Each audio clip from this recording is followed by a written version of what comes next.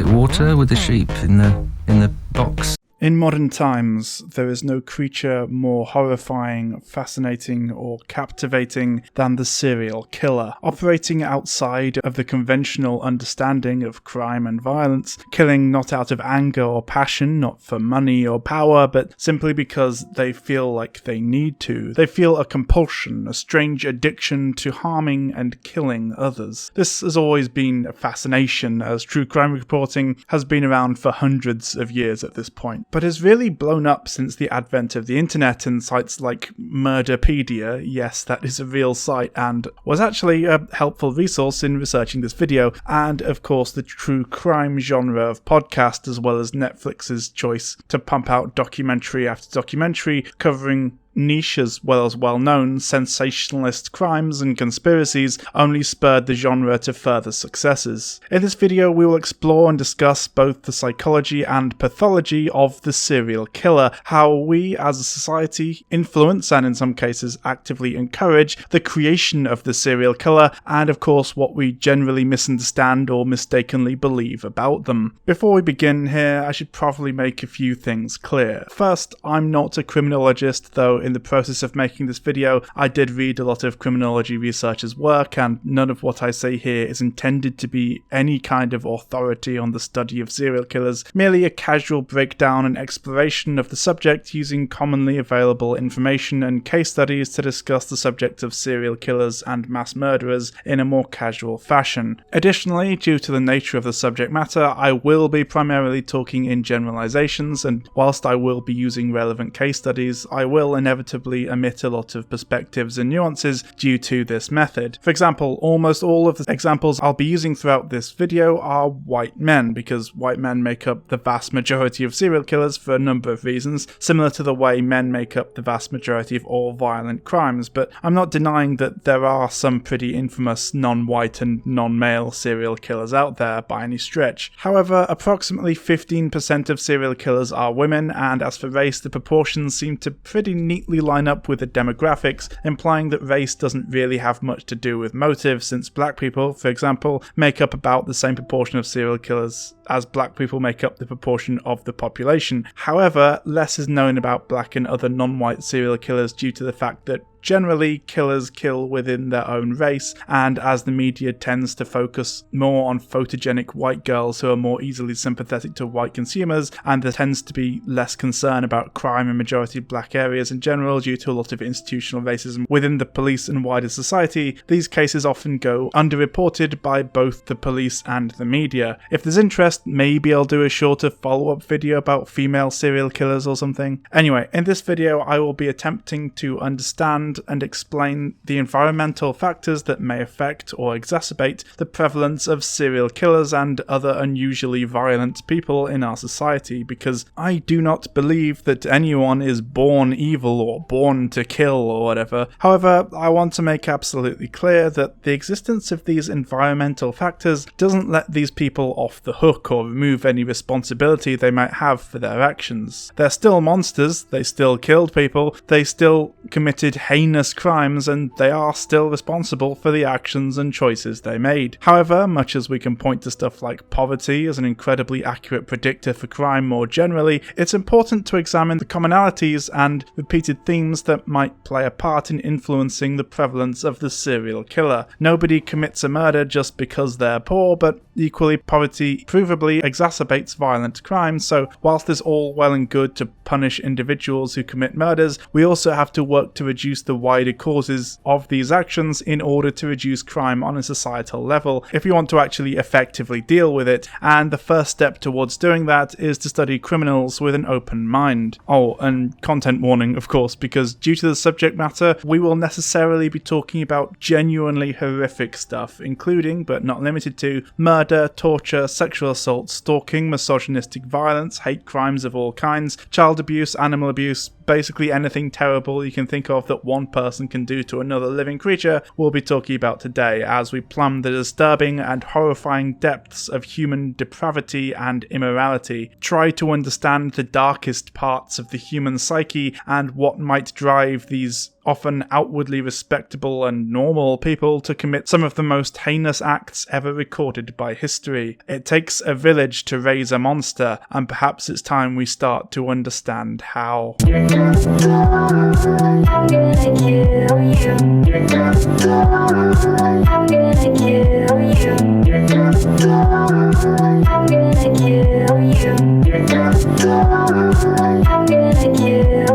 The motives of the serial killer are varied and often contradictory, but over the years, criminologists and academics studying the pathology of these people have noticed patterns and generally agree on 4 main categories of serial killer, as we'll discuss now before we get into the meat of this video, so to speak.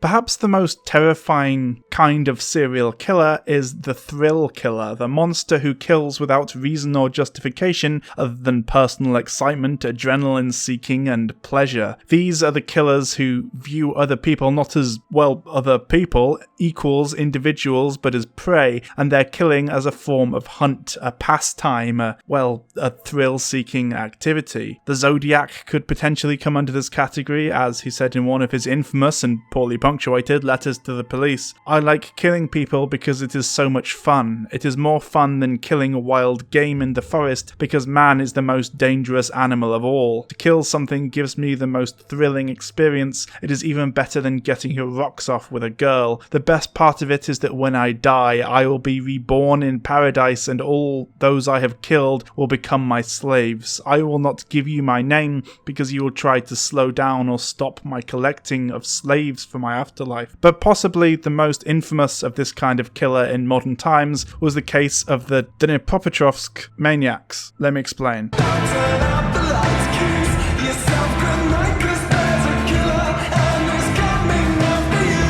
The Dnepropetrovsk Maniacs were a pair of spree killers who, over a period of less than a month, brutally killed 21 people with hammers and knives in the small town of Dnepropetrovsk, Ukraine, filming them and posting some online. You might have heard of or even seen one of them. It's called 3 Guys, 1 Hammer, and it went viral on the dark parts of the internet about a decade ago. Yeah, there were 20 more exactly like that. The attacks were indiscriminate, random, and brutal. Little is known about their motives other than a superficial explanation like morbid curiosity, and it is speculated that the most likely answer is for thrills or for sport. In the words of one detective who worked on the case, "We think they were doing it as a hobby to have a collection of memories when they get old." Local media reported the killers had a plan to get rich from the murder videos they recorded, and indeed one suspect's girlfriend claimed that they planned to make 40 separate videos of murders, which was corroborated by a former classmate who apparently also heard they were in contact with an unknown rich foreign website operator who had commissioned 40 snuff videos and would pay them a lot of money once they were made, though these claims were never proven. Deputy Interior Minister Nikolai Kupyansky, when asked for the press, commented, "For these young men, murder was like entertainment or hunting. Oh, also they were super racist and edgy, having killed animals and drawn swastikas in their blood around town because, of course."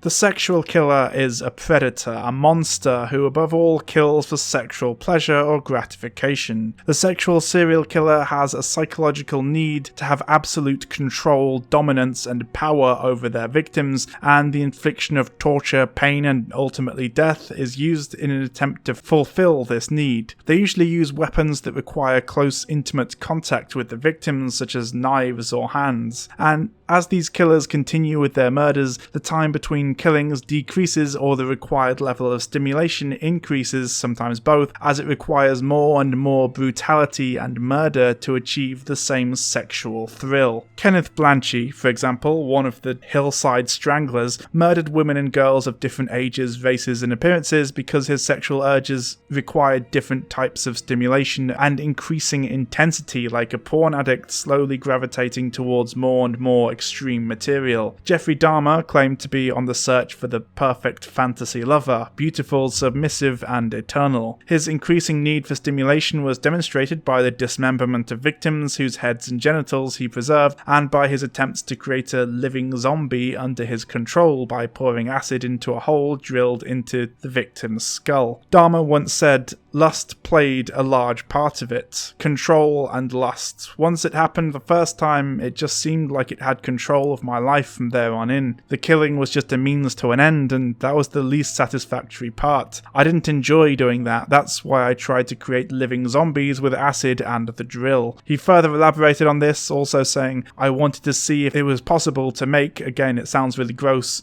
zombies. People that would not have a will of their own, but would follow my instructions without resistance. So after that, I started using the drilling technique. He experimented with cannibalism to ensure his victims would always be a part of him.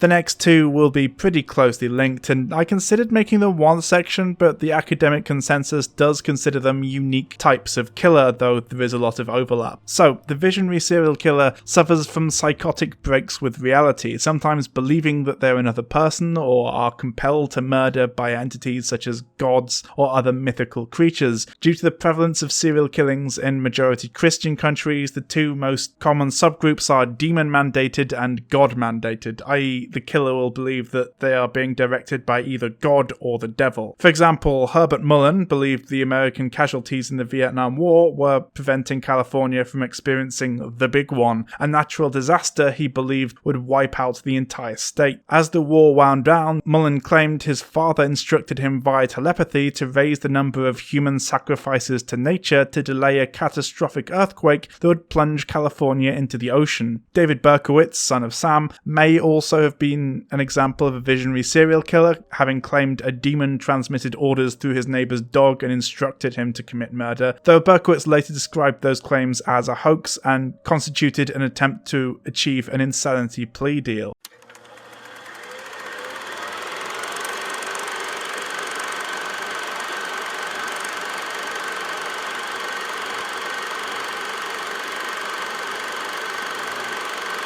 Mission-oriented killers typically justify their acts as ridding the world of certain types of people perceived as undesirable, often the homeless, sex workers, homosexuals, drug users, prostitutes, or people of a different ethnicity or religion. They are generally not psychotic, and some see themselves as attempting to change society, often to cure a societal ill. As mentioned, there is a lot of overlap here, as some mission killers will claim that a third party instructed them to rid the world of certain groups of people. Peter Sutcliffe, for example, the Yorkshire Ripper, attacked and killed sex workers because he believed that God was instructing him to do so in order to clean the streets of sluts and whores. His words, not mine. A more classic example of a mission-oriented killer would be Joseph Paul Franklin, an American white supremacist who exclusively targeted Jewish, mixed race, and black people for the purpose of inciting a race war, or of course any of the killers throughout history who have routinely targeted LGBTQ+ people, like Colin Ireland, otherwise known as the Gay Slayer, who claimed it was extreme male deviancy that triggered his murderous anger, which had begun with his brushes with paedophiles in his youth. He saw himself as ridding society of vermin and craved recognition as a superior person. This incorrect and bigoted association of LGBTQ+ people with paedophilia is a common trait of the mission killer, such as the infamous bodies in barrels killers who, having been victims of childhood sexual abuse, decided to primarily target homosexuals for torture and murder, though they claimed that they were protecting children or some shit.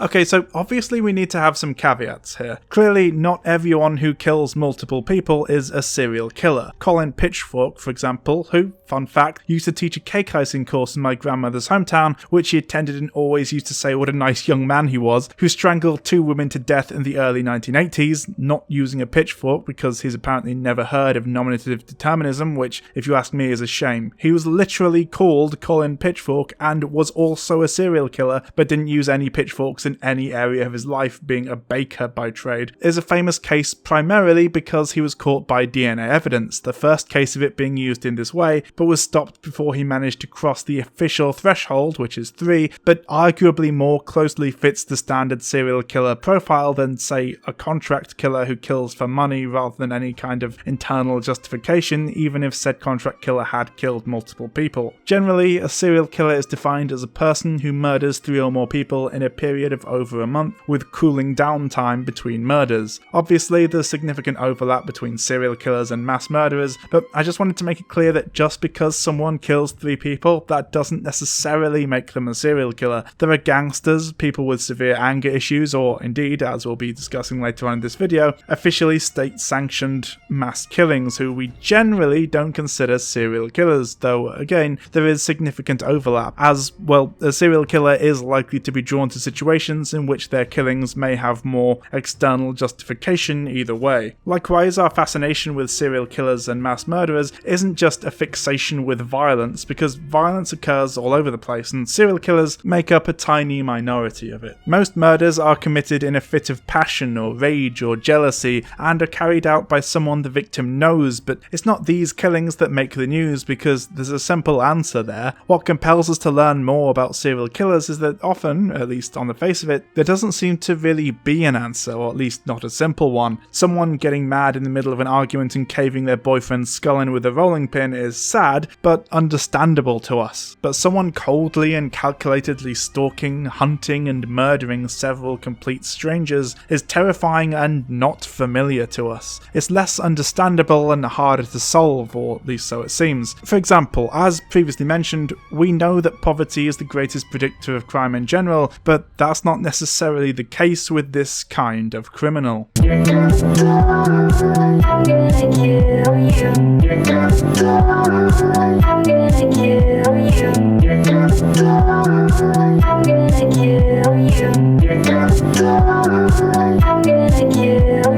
The media, you may have noticed, tends to sensationalize serial killers, turning them into sort of mythical villains, monsters beyond comprehension, rather than trying to understand or explain them. Maybe it's just because it sells more papers or gets more eyeballs if you act like these people are some kind of wild anomaly, born to kill and so on, rather than acknowledging that it's significantly more likely that they're made, not born. But regardless, the myth of the serial killer persists to this day, and much like other folkloric monsters like the vampire or werewolf have their own mythology, which is generally, well, myth, they even have their own horror movie-esque titles and monikers. The Butcher of Rostov, the Yorkshire Ripper, the Zodiac Killer, and so on and so forth. It's like you're giving them a perverse codename or superhero title or something. Coming soon, the adventures of the Night Stalker. This criticism has been thrown at the media's coverage of things like mass shootings, of course, and there's certainly a risk of inspiring copycats, but equally, these are things the public is and always has been fascinated by, so it's hardly surprising. Equally unsurprising is the fact that as a result of this, there's a lot of commonly held misconceptions regarding serial killers that we as a society tend to uncritically both believe and perpetuate, so I'll now go over in a bit of detail some of the most common ones that crop up in true crime media, the media in general, and just general misconceptions we have about them, just so we're all on the same page here.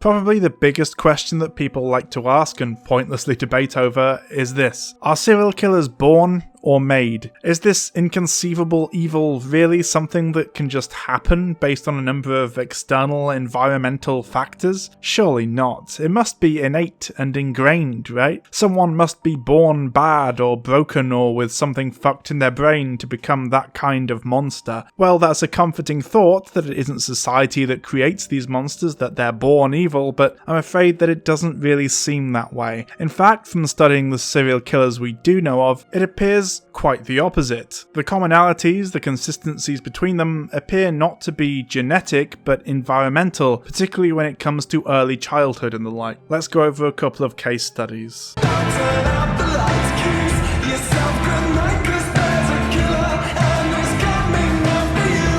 Carroll Cole was a serial killer operating throughout the US in the 1970s. As a child in the 40s, when the war started, Cole's father was sent overseas to fight, and while his father was away, his mother had several affairs and sometimes took Cole along to meet and watch her fuck these various men, threatening to beat him if he told his father, forcing him to watch her betray his father over and over for some reason. She was generally emotionally abusive to Cole, forced him to dress as a girl, and of course gave him a girl's name, which he was inevitably bullied for as a child by his peers. Cole committed his first murder at the age of 8, drowning a classmate in a lake in Richmond, California. Cole only admitted to this as an adult, as the incident was at the time considered a tragic accident, saying that "I was primed, I had made the mental commitment I was going to get even with my mother, and things just built up and became an obsession." Cole continued to be violent, angry, and generally considered a troublemaker and petty criminal in his teenage years, eventually leading to him attacking two couples parked in cars on a lover's lane in 1960. This event served as somewhat of a wake-up call for Cole, as shortly afterwards he sought help, reaching out to authorities and telling them that he was plagued by violent fantasies involving strangling women. He was committed to a number of mental hospitals over the next 3 years, and at the last of them, Stockton State Hospital, psychologist Dr. Weiss wrote, "He seems to be afraid of the female figure and cannot have intercourse with her first, but must kill her before he can do it." This theme of misogyny and sexual hang-ups will absolutely come up again later, don't worry. Upon his release, Cole moved to Dallas, Texas, where he met and married a woman named Billy Whitworth, though this broke down after 2 years when Cole burned down a motel after convincing himself that Whitworth was having sex with other men there. As a result, he was arrested for arson. Upon his release from prison, Cole attempted to strangle an 11-year-old girl in Missouri, who was arrested and sentenced to 5 years in prison. He was released again after his time was served and moved to Nevada, where he attempted to strangle 2 more women. Once again, he checked himself into a mental hospital.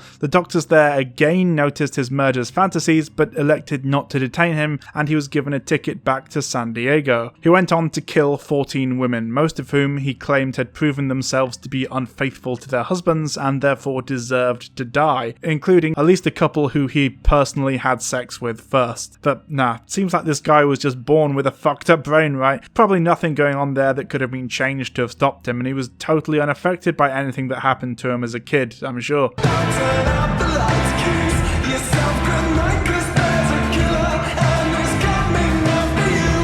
Edmund Kemper was probably the first serial killer to really be studied and analysed in any real depth, as shown in the fantastic TV show Mindhunter, and there's a good reason for that. For better or worse, Kemper represented and exemplified something like the platonic ideal of the serial killer, a misogynistic, violent psychopath who was pleasant, polite and gentle most of the time, but could switch to sudden ultra-violence at the drop of a hat, had a lot of problems with his mental health, some stemming from childhood abuse, and was above all a sexual predator who killed and defiled the corpses of multiple women in an effort to symbolically take revenge on his abusive mother. Throughout his childhood, from a very early age, Kemper displayed some disturbing, concerning behaviours. He, for example, began exhibiting antisocial behaviour and cruelty to animals. At the age of 10, he buried a pet cat alive. Once it died, he dug it up, decapitated it, and mounted its head on a spike. At the age of 13, he killed another family cat when he perceived it to be favouring his younger sister over him, and he kept pieces of it in his closet until his mother found them. He performed rites with his younger sister's dolls that culminated in his removing their heads and hands, and on one occasion when his elder sister teased him and asked why he did not kiss a teacher he had a crush on, he replied, "If I kiss her, I'd have to kill her first." He also recalled that as a young boy he would sneak out of his house and, armed with his father's bayonet, go to his 2nd grade teacher's house to watch her through the windows. Kemper also liked to be fucked up during play as a child. In fact, he did claimed that some of his favourite games to play as a child were Gas Chamber and Electric Chair, in which he asked his younger sister to tie him up and flip an imaginary switch. He would then tumble over and writhe on the floor, pretending that he was being executed by gas inhalation or electric shock. Kemper had a close relationship with his father, who his mother hated and dominated, leading him, a veteran of one of the most bloody and violent conflicts ever to occur, to say of his wife, "Suicide missions in wartime and the atomic bomb testings were nothing compared to living with her, and that she affected him more than 396 days and nights of fighting on the front did. Kemper was devastated when his parents separated in 1957, causing him to be raised by his mother, with whom he had a severely dysfunctional relationship and who he describes as a neurotic, domineering alcoholic who frequently belittled, humiliated and abused him throughout his childhood, often making him sleep in a locked basement because she feared that he would harm his sisters, regularly mocked him for his large size and derided him as a real weirdo. She also refused to show him affection out of fear that she would turn him gay, and told the young Kemper that he reminded him of his father, who, remember, she despised, and that no woman would ever love him. Kemper later described her as a sick, angry woman, which to be honest sounds like something of an understatement. None of this was reported or attempted to be rectified. Of course, the idea of sending the young Kemper to therapy was frankly never considered, and as a result, this highly disturbed individual murdered his own grandparents at the age of 15 and was sent to a secure psychiatric hospital. Here he was able to manipulate and gain the trust of psychiatrists, as reports stated that Kemper showed no flight of ideas, no interference with thought, no expression of delusions or hallucinations, and no evidence of bizarre thinking. They also observed him to be intelligent and introspective. We'll talk about the myth of the genius serial killer later, but one of the most famous things about Ed Kemper is that his IQ is reported to have been 136, over 2 standard deviations above average, though he was later retested, which gave a higher result of 145. Obviously, IQ is bullshit, but by all accounts, Kemper was a smart guy, just one with severe issues, which led him to commit heinous crimes. During his time incarcerated in the psychiatric hospital, he was given positions of authority and responsibility, helping the staff, allowing him to learn how the psychiatric tests he was forced to take functioned, which allowed him to manipulate his psychiatrists, and he later said that this experience was informative and admitted that he learned a lot from the sex offenders to whom he was entrusted to administer tests. For example, they told him that to avoid leaving witnesses, it was best to kill a woman after raping her. Kemper was released at the age of 21 and, against the advice of his doctors, was sent to live with his mother once again. During his time living with his mother, they would regularly get into angry screaming matches, after which Kemper would drive off and attack women who he would violently kill with his bare hands, dismember and ritually have sex with the corpses, including raping the decapitated heads. This went on for quite some time until, on one occasion, Kemper finally had enough of his mother when, on April 20th, 1973, after coming home from a party, Kemper's 52-year-old mother awakened her son with her arrival. While sitting in her bed reading a book, she noticed Kemper enter her room and said to him, "I suppose you're going to want to sit up all night and talk now." Kemper replied, "No, good night." He waited for her to fall asleep, then he snuck back into her room to bludgeon her with a claw hammer and slit her throat with a penknife. He then decapitated her and engaged in imprimatio with her severed head, then used it as a dartboard. Kemper stated that he put the head on a shelf and screamed at it for an hour and threw darts at it, and ultimately smashed her face in. He also cut out her tongue and larynx and put them in the garbage disposal. However, the garbage disposal could not break down the tough vocal cords and ejected the tissue back into the sink. That seemed appropriate, Kemper later said, as much as she'd bitched and screamed and yelled at me over so many years. Kemper left a note for the police, who he later called and turned himself into, which read, "Approximately 5:15 a.m. Saturday. No need for her to suffer anymore at the hands of this horrible, murderous butcher. It was quick, asleep, the way I wanted it. Not sloppy and incomplete, gents. Just a lack of time. I got things to do." When asked in a later interview why he turned himself in, Kemper said the original purpose was gone. It wasn't serving any physical or real or emotional purpose. It was just a pure waste of time. Emotionally, I just couldn't handle it any longer. Towards the end there, I started feeling the folly of the whole damn thing, and at the point of near exhaustion, near collapse, I just said to hell with it and called it all off. Look, I'm not in any way condoning or attempting to run apologetics for Edmund Kemper here. He was a fucking monster who killed innocent people due to his personal issues with his mother, and nobody is about to just say that he wasn't responsible for his actions or that he had a shitty upbringing so it's fine or something. But equally, we cannot look at the story of Edmund Kemper and fail to acknowledge that there were multiple opportunities and points at which this monster could have been stopped, could have been changed or in some way influenced for the better, could have gotten help for his severe mental health and emotional issues, but wasn't given that chance. And at a certain point, we have to ask if those who fail to pick up on and provide that chance are, if not totally, then at least partially responsible for the end result.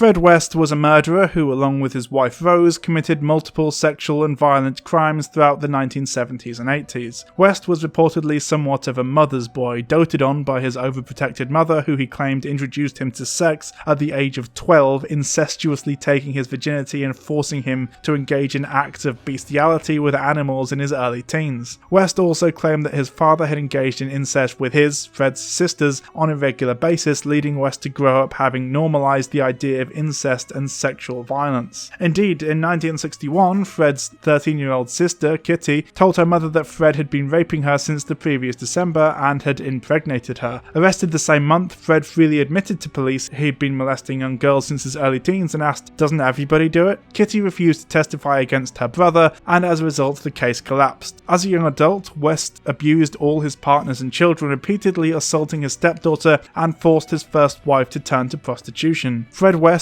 met Rose Milletz in 1969, shortly after her 15th birthday, at which point he was 28 years old. The next year, the two moved in together to a ground floor flat of a two-storey house in Gloucester. Shortly thereafter, Rose gave birth to her first child, though there is a lot of speculation that this child may have been sired by Rose's own father, who had been sexually abusing her from a very young age. Fred and Rose would continue to both physically and sexually abuse their own children and those from Fred's previous marriage for decades. Shortly after giving birth to her second child, Rose started sex work, operating from an upstairs room at their residence and advertising her services in a local contact magazine. When engaging in sexual relations with women, Rose would gradually increase the level of brutality to which she subjected her partner, with acts such as partially suffocating her partner or inserting increasingly large sex toys into her partner's body. If the woman resisted or expressed any pain or fear, this would greatly excite Rose, who would typically ask, "Aren't you woman enough to take it?" To many of these women, it became apparent Rose and her husband, who regularly participated in threesomes with his wife and her lovers, took a particular pleasure from seeking to take women beyond their sexual limits, typically via sessions involving bondage, as the Wests openly admitted to taking a particular pleasure from any form of sex involving a strong measure of dominance, pain, and violence. To cater to these fetishes, they amassed a large collection of bondage and restraining devices, magazines, and photographs, later expanding this collection to include videos depicting bestiality and graphic child sexual abuse. When Bill Letts, Rose's father, discovered Rose's prostitution, he would also visit to have sex with his daughter, apparently consensually. During their sadistic reign of terror, Fred and Rose would be convicted of at least 12 murders, including several of their own children, and numerous counts of abuse, sexual assault, and incest. Now, not to let them off the hook or in any way claim that they weren't responsible for their actions, but again, it's important, not to mention very interesting, to consider how things would have turned out differently had Fred and Rose had more normal, less horrifying upbringings, or had some kind of help. Indeed, some studies have shown that childhood sexual abuse can deal as much damage to a person's psyche and even their brain development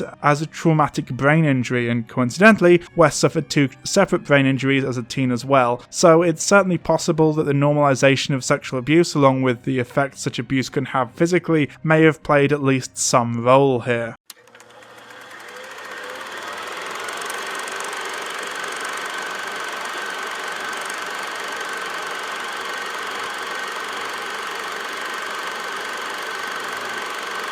I probably don't need to tell you that IQ is bullshit. It's mostly based on junk science, weird racist insinuations about black people, extremely poor methodology, biased sources, and carried out by weird fans of eugenics who wanted to use their extremely flawed research in order to build a far-right monochromatic fantasy world. It's been widely disproven and dismissed within the academic community, and in general, IQ is not considered an accurate measure of intelligence by anyone who knows or understands anything about the infamously shitty book The Bell Curve, which is where the idea of IQ originated. I'm not going to go into a huge amount of detail here, but I would recommend that you check out Sean's extremely thorough video on the subject if you're interested in learning more about this. And I mean, you're watching this video, so clearly you're open to extremely long breakdowns of ideas like this. Anyway, the reason I'm talking about this today is that this idea of the genius serial killer, the sophisticated mastermind who is able to outwit and outsmart the police, is one that fascinates and captivates us. us, especially in fiction where it's become its own trope at this point. You have Hannibal Lecter, Dexter, that one guy from Seven, technically Moriarty from Sherlock Holmes might count within this, and so on and so forth. And to a greater or lesser extent, this has influenced the way in which we often view these people. There's this idea that they were simply too smart to be able to get by without killing or something, or that they were too clever and their brain broke as a result, as if the human brain can only contain so much intelligence before it turns a person mad. Indeed, when it comes to famous killers like Ted Bundy, who to be clear was an exceptionally quick-witted, resourceful and calculated person, there's a weird kind of mythology surrounding him, that he was some kind of manipulative genius, which meant he was able to evade the police and escape their clutches so often. He was a lawyer, for God's sake. And indeed, Bundy was tested and is estimated to have an IQ of around 136, but his motives and what drove him to commit his crimes were nothing as simple as he was too smart, and also of course his intelligence didn't really factor into his case so much as his sexual pathology, manipulation, arrogance and ego. Bundy went to law school, sure, but he wasn't a lawyer, and despite his constant self-aggrandizement, it wasn't generally accepted that he was the uber genius that he was often made out to be, and when he represented himself in court, it wasn't exactly the display of genius legal maneuvering that he believed it was, but an empty, arrogant display of his own inflated ego. The same could be said of people like Rodney Alcala, known as the dating game killer because he once appeared on and won an episode of the TV show The Dating Game where he wooed the female contestant with such lines as, "A bachelor number one.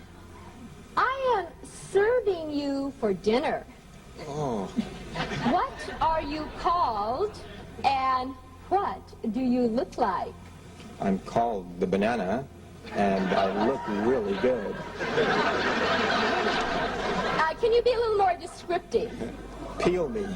And like Bundy, elected to act as his own attorney. However, unlike Bundy, he took the stand in his own defense and for 5 hours played the roles of both interrogator and witness, asking himself questions, addressing himself as Mr. Alcala in a deeper than normal voice, and then answering them. He showed the jury a portion of his 1978 appearance on The Dating Game, claimed that he could not remember killing any of the women, and as part of his closing argument, he played the Arlo Guthrie song Alice's Restaurant, in which the protagonist tells a psychiatrist that he wants to kill. Or there's Ted Kaczynski, the Unabomber, who famously had a higher IQ than Albert Einstein, but instead of going on to revolutionize the way we see the world, started mailing bombs to people in an attempt to bring about an anarcho-primitivist utopia or something. You know that famous quote about the exact makeup of Einstein's brain being unimportant next to the tragic likelihood that due to capitalism and global neoliberal imperialism, people with equal or perhaps greater intelligence live and die in poverty across the world every day? Well, here's proof of that. Intelligence is often not all that important a metric for success or even stability, as people may think. Even if we accept that IQ isn't as flawed as it demonstrably is, someone being intelligent doesn't mean much if they're not given the opportunities or help they need to succeed, or, indeed, if they choose to waste their talent and intelligence in the way that many serial killers did. At the end of the day, though, these people are anomalies. In general, the intelligence of the average serial killer is about on par with the average person. There are plenty of unintelligent, and of course a lot of averagely intelligent, serial killers out there, far more than there are genius ones. Perhaps they exist on a bell curve. Besides, the smartest killer that we know of, Nathan Leopold, attempted to stage a kidnapping and murder primarily to see if he could get away with it, and bungled it spectacularly, being caught very quickly thereafter, so it's unclear if high intelligence even helps a serial killer get away with their crimes. It appears to be a matter of planning, resourcefulness, luck and calculatedness rather than raw intelligence that is required, at least going by the data and case studies we can examine.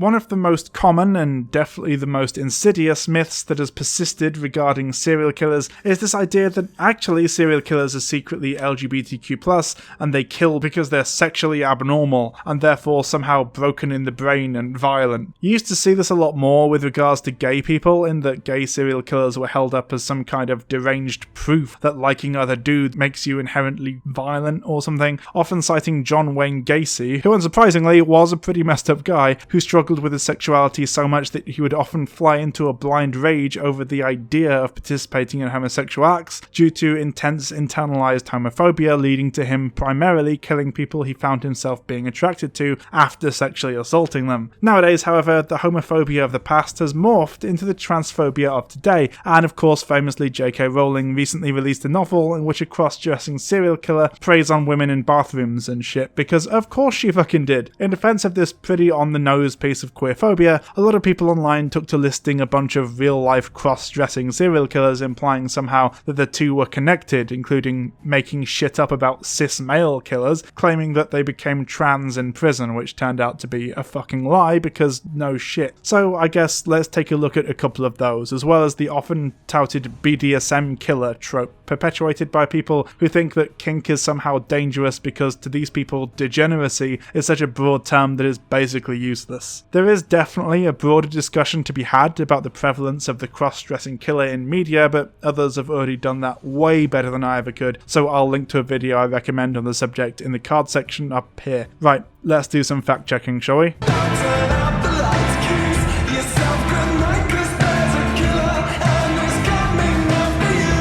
Jerry Brudos was one of the primary inspirations for cinematic monsters like Norman Bates and Buffalo Bill, being the severely messed up cross-dressing killer according to the media, and of course almost certainly influenced J.K. Rowling's latest hate crime in book form as well. So who was Jeffrey Brudos and why is he still so influential? Well, he was a serial killer with a foot fetish who murdered several women in the 1960s and had an obsession with women's clothing, both dressing in them and dressing the corpses of people he killed in them like Barbie doll. His motive was complicated, but one could boil it down to basically a mixture of sexual and childhood trauma and a messed up view of gender. Brudos' mother had desperately wanted a daughter and resented him because she already had a son and didn't want another. As a result, he grew up hated by his own mother for something entirely beyond his control. According to criminologist Scott Bonn, serial killers are sometimes compelled to commit murder by a deep fear of rejection. This often springs from the relationship most central to their life from a young age, their relationship with their mother. Someone who experiences maternal rejection as a child may grow into an adult who seeks to destroy those that remind him of his mother, effectively eliminating such women before they have the opportunity to dismiss him. This is also reflected in many other similar cases, of course. It's a classic serial killer trait. Brudos' sexual obsession with feet and shoes began when he was 5 years old, when he found a discarded pair of high heels and decided to wear them, causing his mother to absolutely lose her shit and burn them in front of him, inadvertently transforming them from everyday objects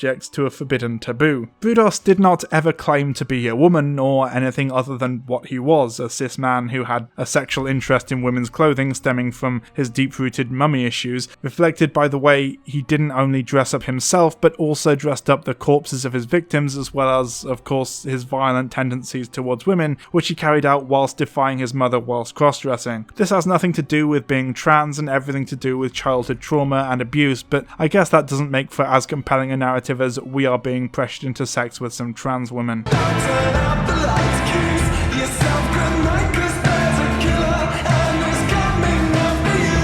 Hadden Clark is another disturbed individual with mummy issues. Hey, I wonder if this is a pattern. Anyway, this one is pretty simple and straightforward, to be honest. Clark's abusive mother used to force him to wear women's clothing and refer to him as Kristen, also hating him for not being the daughter she wanted, and Clark suffered from severe mental health issues to the point where he for years would not cooperate with the police unless a specific fellow prisoner accompanied him because he legitimately believed said prisoner was Jesus. Clark desperately sought approval from his mother, and his mind was so warped that he apparently believed that he had to become a woman in order to do so, and that the most effective method of achieving this was to kill women and then both drink their blood and consume their flesh in order to absorb their power or something. Neither Brudos nor Clark were trans women. They were mentally disturbed individuals with a lot of unresolved trauma and issues around gender. Even if they were though, this wouldn't really be a very good point because they are two people, and it's ridiculous to generalize and make accusations targeting an entire group based on the actions of individuals, but then again we've seen this in action a lot recently, so I'm not really all that surprised.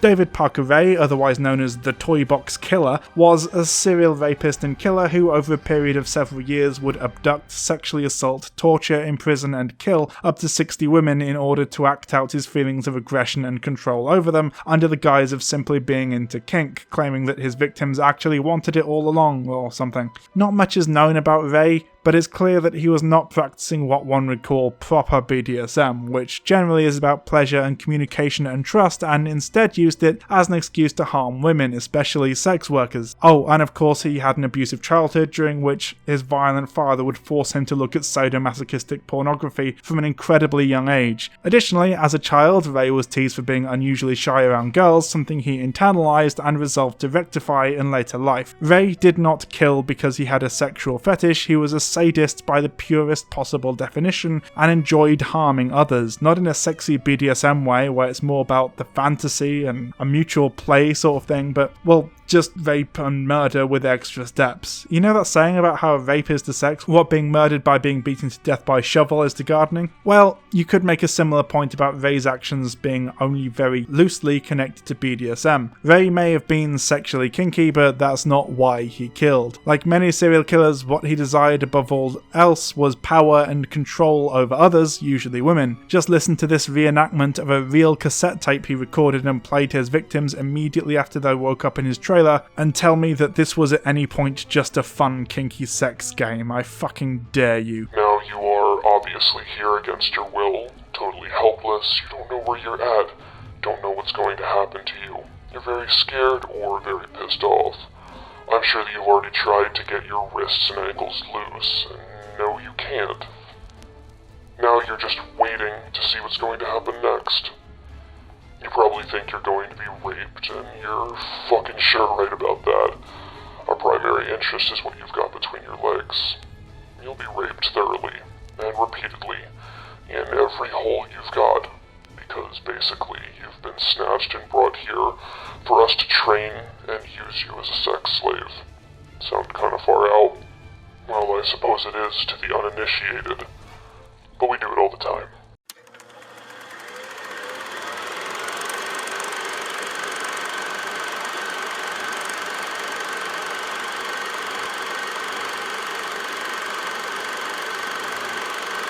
Anyone who actively consumes true crime content will be aware, whether or not they personally support it, that the subject of mental health in media and in wider society is often treated in, well, let's say, not the most sensitive of ways. In fact, it's often mental health that gets blamed for the murders because, well, frankly, it's just easy to brush it off with, well, they were just broken, so there, and not bother to explore or investigate any further. Probably the worst offender here is Simon Whistler of the Casual Criminalist podcast, as well as a number of other educational projects, who just goes through every case he covers calling the perpetrators psychos the entire time. And hey, look, don't get me wrong, mental health is an important thing to discuss, especially when it comes to serial killers and the like. After all, a lot of the time, the urge to kill, to act out violently, etc. is absolutely a reflection on the mental state of the person choosing to commit these acts, but it's important to avoid just blaming mental illnesses for people doing heinous things. After all, not only are there plenty of so-called mentally healthy individuals who also commit disgusting acts of violence, and of course the majority of mentally ill people are not violent murderers, but mental health is so complex and nuanced that just saying shit like, oh well of course this guy murdered 14 people in cold blood, he was a psycho, is reductive at best and harmful at worst, because it runs the risk of appearing to let killers off the hook for their crimes because,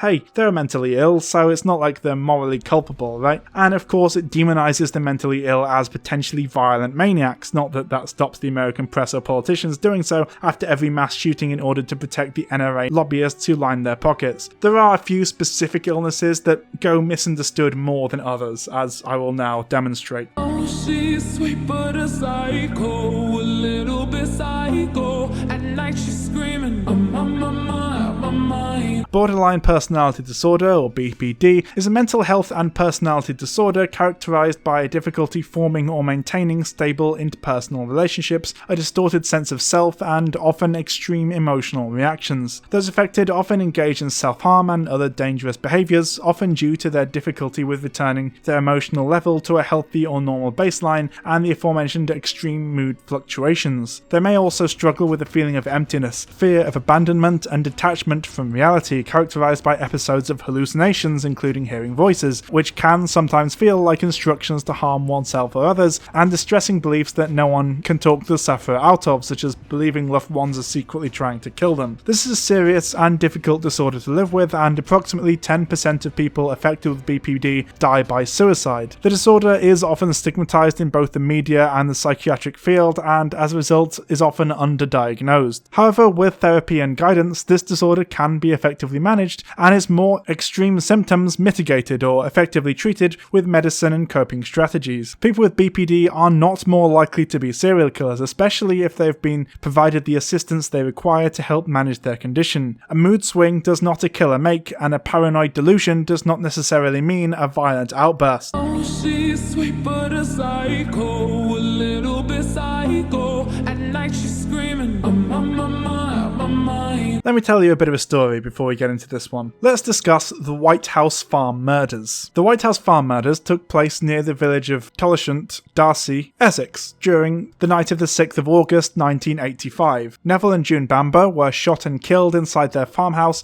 at White House Farm, along with their adopted daughter Sheila Caffel and Sheila's 6-year-old twin sons Daniel and Nicholas Caffel. The only surviving member of June and Neville's immediate family was their adopted son Jeremy Bamber, then 24 years old, who said he had been at home a few miles away when the shooting took place. Police initially believed that Sheila, diagnosed with schizophrenia, had fired the shots and then turned the gun on herself, but weeks after the murders, Jeremy's ex-girlfriend told police that he had implicated himself. The prosecution argued that, motivated by a large inheritance, Bamber had shot his family with his father's semi-automatic rifle, then placed the gun in his sister's hands to make it look like a murder-suicide. A silencer would have been required to carry out the murders without arousing suspicion from neighbours, but this would have made it too long for Sheila's fingers to reach the trigger to shoot herself, and no silencer was attached to the gun. Bamber was convicted of 5 counts of murder in October 1986 by a 10-2 majority verdict, sentenced to a minimum of 25 years, and informed in 1994 that he would never be released. The Court of Appeal upheld the verdict in 2002. So why have I told you about this? Well, because schizophrenia is often treated as the voices telling you to kill people disease, and indeed for a long time Jeremy Bamber was able to effectively convince the world that his sister had killed not only her parents but also her own small children because, well, it was an easy explanation. Bamber had contacted the police at 3:26 a.m. that morning, claiming that his father had called him and said, "Your sister has gone crazy and got the gun." Then the line had gone dead. Bamber described Sheila to the police as a nutter who knew how to fire a rifle. The evidence that this call even happened, as well as the assertion that Sheila had any experience with guns, is shaky at best, however, because she was schizophrenic and that's just what they're like, right? Well, what is schizophrenia? According to sources I was able to find, schizophrenia is a mental disorder characterized by continuing or relapsing episodes of psychosis. Major symptoms include hallucinations, typically hearing voices, delusions, paranoia, and disorganized thinking, as well as lesser symptoms which include social withdrawal, decreased emotional expression, and apathy. Symptoms typically come on gradually, begin in young adulthood, and in many cases never resolve. Social problems such as long-term unemployment, poverty, homelessness, exploitation, and victimization are commonly correlated with schizophrenia. Compared to the general population, people with schizophrenia have a higher suicide rate, about 5% overall, and more physical health problems, leading to an average decrease in life expectancy by 20 years. In 2015, an estimated 17,000 deaths were linked to schizophrenia. Schizophrenia can be pretty effectively treated with antipsychotic drugs, which can also reduce feelings of anxiety or aggression, as well as other symptoms such as hallucinations or delusional thoughts. A properly treated schizophrenic person is no more dangerous than the average person, and if you're faced with 2 potential murderers, one of whom has nothing to gain and everything to lose from killing her entire family, including her own children, but is schizophrenic, and the other is mentally healthy but stands to gain millions in inheritance and life insurance with practically nothing to lose, well, if you choose Sheila, you're just plain wrong. Oh, she's sweet but a psycho, a little bit psycho. At night she's screaming, I'm on my mind. Antisocial personality disorder, often colloquially known as sociopathy, is a personality disorder characterized by a long-term pattern of disregard for or violation of the rights of others, as well as difficulty sustaining long-term relationships. A weak or non-existent conscience is often apparent, a history of rule-breaking that can sometimes lead to law-breaking, a tendency towards substance abuse, and impulsive and aggressive behavior. There is significant overlap between antisocial personality disorder and the concept of psychopathy, which we'll cover separately in a moment, but generally Generally, it's considered to be a distinct condition. To receive a diagnosis of ASPD, someone must be older than 18. Their behaviours must show a pattern of at least 3 of the following 7 traits. 1. Doesn't respect social norms or laws. They consistently break laws or overstep social boundaries. 2. Lies, deceives others, use false identities or nicknames, and uses others for personal gain. 3. Doesn't make any long-term plans. They also often behave without thinking of consequences. 4. Shows aggressive or aggravated behaviour. They consistently get into fights or physically harm others. 5. Doesn't consider their own safety or the safety of others. 6. Doesn't follow up on personal or professional responsibilities. This can include repeatedly being late to work or not paying bills on time. 7. Doesn't feel guilt or remorse for having harmed or mistreated others. Other possible symptoms of ASPD can include being cold by not showing emotions or investment in the lives of others, using humour, intelligence or charisma to manipulate others, having a sense of superiority and strong unwavering opinions, not learning from mistakes, not being able to keep positive friendships and relationships, attempting to control others by intimidating or threatening them, getting into frequent legal trouble or performing criminal acts, taking risks at the expense of themselves or others, threatening suicide without ever acting on these threats, becoming addicted to drugs, alcohol or other substances. Oh, she's sweet but a psycho, a little bit psycho. At night she's screaming, I'm on my mind. Narcissistic personality disorder is a mental condition in which people have an inflated sense of their own importance, a deep need for excessive attention and admiration, troubled relationships, and a lack of empathy for others. But behind this mask of extreme confidence lies a fragile self-esteem that's vulnerable to the slightest criticism and can potentially lead to extreme outbursts of emotion. People with narcissistic personality disorder may be generally unhappy and disappointed when they're not given the special favours or admiration they believe they deserve. They may find their relationships unfulfilling and others may not enjoy being around them. Serial killers can definitely be narcissistic, but it's rarely enough on its own to inspire one to kill, and it can be mitigated with extensive therapy. Oh, she's sweet but a psycho, a little bit psycho. At night she's screaming, I'm on my mind. Psychopathy, sometimes considered synonymous with sociopathy,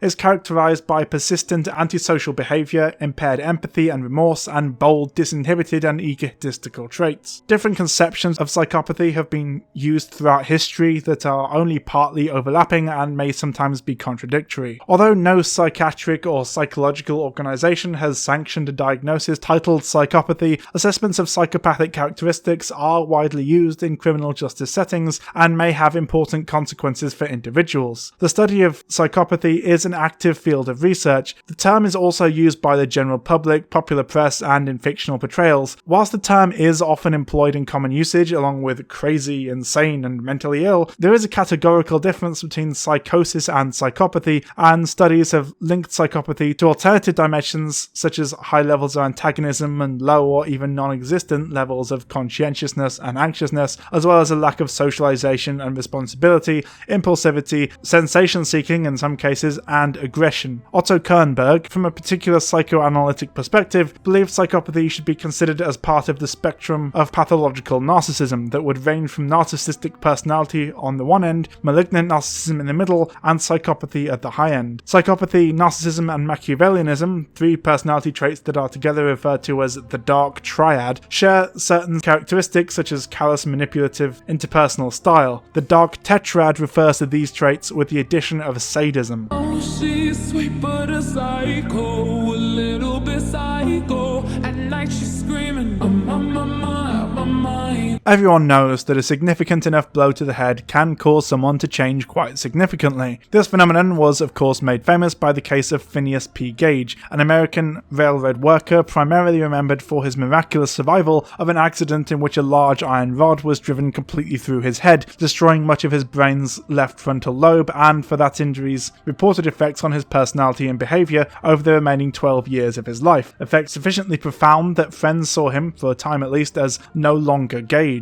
Since then, there's been significant amounts of research in this area, and we have managed to confirm that depending on the area and extent of the damage, such an injury can absolutely affect inhibitions and emotional control. As one article in the Journal of Psychiatry and Clinical Neurosciences put it, a growing area of interest referred to post-concussive TBI symptoms includes changes in aggressive behaviour, in both verbal and physical forms, after head injury. Among those with history of TBI, aggression may be due to a combination of both neuropsychological and emotional deficits, including decreased inhibition and increased frustration, a relationship well established in criminal populations. For example, in a study conducted by Slaughter et al., 58% of incarcerated persons reported having ever experienced a TBI, and 29% reported experiencing a TBI within the previous year. In comparison with those with remote or no history of TBI, those who reported a TBI within the last year exhibited greater neuropsychological deficits related to phonemic verbal fluency and mental flexibility, both of which are associated with frontal network dysfunction. Moreover, those who endorsed a recent history of TBI reported significantly higher levels of anger and aggression on the brief anger-aggression questionnaire than did control subjects. Importantly, the two groups did not differ in psychiatric disorder prevalence. Similarly, increased TBI is also found in domestic violence perpetrators. The relationship between aggression post-TBI has also been noted in non-incarcerated populations. Furthermore, those who exhibit aggressive behaviour after head injury tend to also have greater difficulty with activities associated with daily living and social functioning. Mental health alone does not cause serial killers. If you want to find a root cause, you need to look a little deeper than their brain doesn't work. Sorry.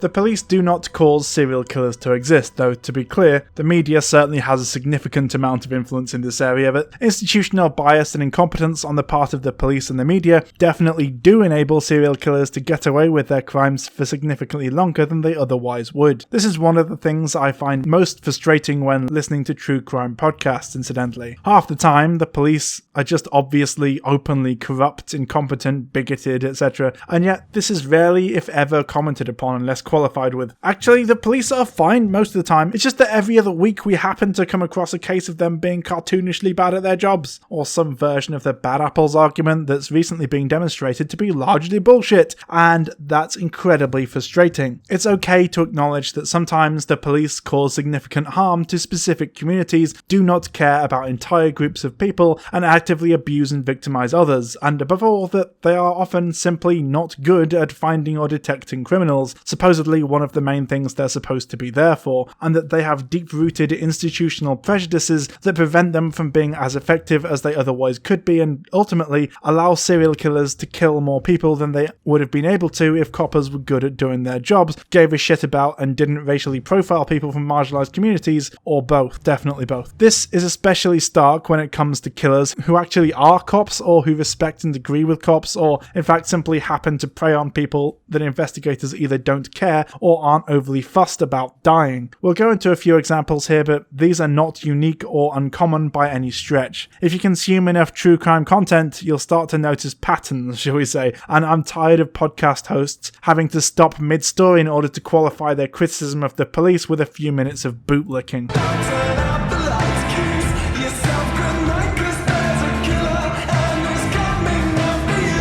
Stephen Port, otherwise known as the Grinder Killer, is a monster who sexually assaulted and killed at least 4 young gay men in his Barking flat. Port actually met his victims via online gay hookup apps, hence the title The Grinder Killer, where he essentially catfished using old photos of himself and variously claimed to have graduated from Oxford University, served in the Royal Navy, as well as claiming to work as a special needs teacher. He used a relatively popular drug which can be used recreationally as a party drug, but can also be used as essentially a date rape drug, known as GHB, adding it to drinks given to his victims, proceeding to rape said victims, who numbered more than 4, though 4 is the number we have for those who died, and murdered them in his flat. During the eventual trial, the prosecution said post-mortem examinations on the 4 young men who died revealed that each had died from a drug overdose featuring high levels of GHB, though Port surreptitiously used other drugs on his victims, amyl nitrate, known as poppers, Viagra, mephedrone, and crystal meth, and so on. GHB was determined to be the cause of death, despite the number of accidental deaths from GHB overdose actually being quite low in the general population, which of course the police would have known but chose not to act upon. His first murder victim, Anthony Walgate, 23, a fashion student who on occasion worked as an escort, was contacted in 2014 pretending to be a client and offered £800 for his services. They later met at Barking Station. On 19th of June 2014, Walgate was pronounced dead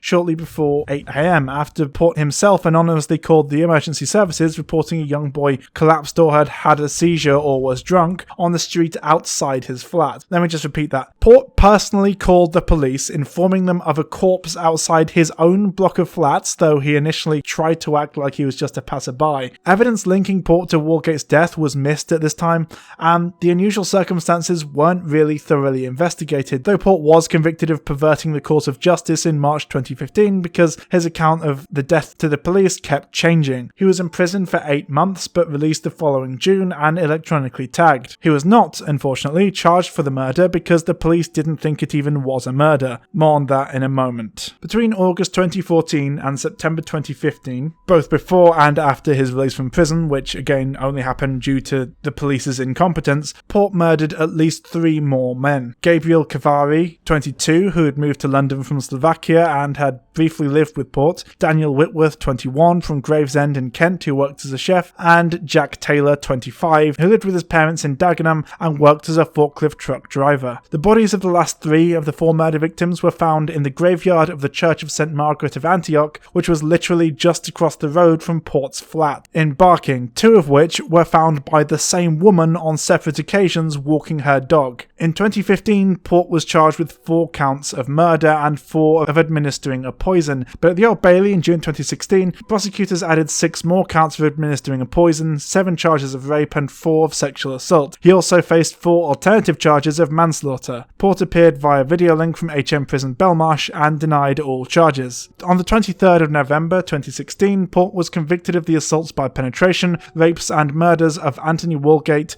Gabriel Kavari, Daniel Whitworth and Jack Taylor, as well as the rapes of 3 other men he drugged, and 10 counts of administering a substance with intent and 4 sexual assaults. He was found guilty on all counts. In total, 11 men were known victims of Port's crimes. Now, that is a horrific story, of course, but why have I told it to you? Well, because subsequent inquests have found that the police had ignored evidence early on in the investigation, as well as the families of the deceased's pleading with them to listen regarding a fake suicide note Port had tried to pass off as written by one of the victims. On Thursday, the jury heard that a Met detective told Whitworth's stepmother that GHB was a drug used in gay circles. He told her to ask her stepson's boyfriend about it as they know about this stuff. Mandy Whitworth described the statement as discriminatory, adding that she believed the police made an assumption about the gay community. I feel the victims were treated this way because of the circles they moved in, she said, as reported by the BBC. She expressed disbelief at the contents of a suicide note found with her stepson's body, which claimed responsibility for the death of Kavari weeks earlier. It is now known that the note was written by Stephen Port to cover his tracks. I couldn't believe he'd taken the life of someone else and it hadn't shown, she said. It seemed to us that the police had already decided that Daniel was responsible for taking his own life and the life of another and were not open to any other possibility. Whitworth's father also told the inquest that he did not confirm that the handwriting on the suicide note was his son's, contrary to claims by a police officer. I definitely did not say it was his handwriting, he told Andrew O'Connor QC. Me and Mandy looked at it, cannot confirm it was Daniel's handwriting. He said he told police at the time that he felt the letter was odd, noting that there were no special words or phrases that Daniel would have used or family members he would have mentioned. But police are said to have brushed off the family's concerns, telling them that they were overthinking it and that he would have been in a strange frame of mind when he wrote the note. This incompetence essentially meant that the police could have prevented the deaths of an additional 2 to 3 people at least, but for whatever reason, be it homophobia, laziness or incompetence, they chose not to take action and allowed more young gay men to be killed by a sadistic monster. Anyone who consumes true crime content will know that this is far from an isolated incident, of course. Prejudice can cause deaths a shocking amount of the time. Allow me to give a couple more examples.